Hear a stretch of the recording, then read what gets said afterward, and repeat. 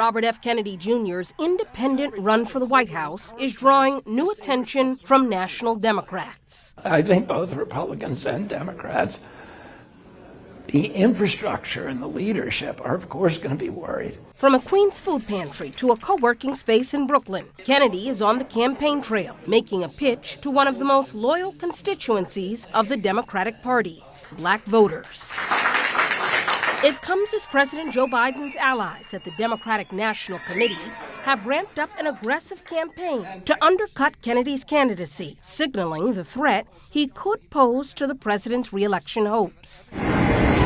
Just outside a Kennedy campaign Black History Month event, a DNC billboard aims to link Kennedy to MAGA Republicans. There's a lot of black voters in this country who've been voting who are taken for granted by the Democratic Party. What do you think that you can offer black voters that Joe Biden cannot? I've spent 40 years working for economic development, for cleaning up the environment, for health care.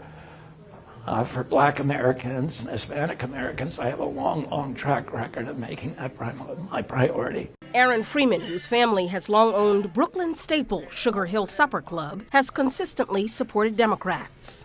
I'm leaning towards supporting Mr. Kennedy because his family has always been into the rights for the underprivileged. The economy is a key motivator for Freeman. He says his family almost lost their business during the pandemic. The economy and the people in these neighborhoods, they need proof. They need substance. They need to be able to see it and feel it, not just hear it. While early polling shows significant levels of interest in Kennedy as an alternative to a 2020 rematch, it's difficult to know exactly how much of a threat Kennedy poses to Biden. Still, Democrats do not appear to be taking the Kennedy factor lightly. Earlier this month, the DNC filed a complaint with the FEC, accusing Kennedy's campaign and a super PAC supporting his presidential bid of illegal coordination. Our complaint alleges that it is federal law that they've chosen to ignore. After a super PAC backing Kennedy's campaign spent $7 million on a Super Bowl ad that repurposed the spot from his uncle, John F. Kennedy's 1960 presidential campaign, the DNC accused the independent candidate of being a Trump-stalking horse, pointing to donations the group received from Republican megadonors like Tim Mellon. Kennedy, Kennedy, Kennedy, Kennedy, Kennedy, Kennedy, Kennedy. The ad also drew criticism from members of Kennedy's family. One member of my family whose feelings were hurt by that ad, and I apologized. I said that I was sorry that he felt that way.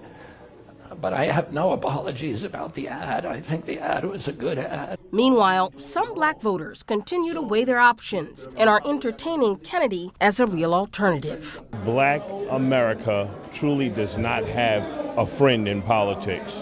The Democrats say, yeah, we'll help you, but you hurry up and wait. I can't say who I'm going to be voting for. We just need to focus more on working at home.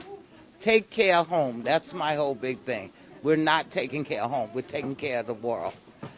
And it shouldn't be.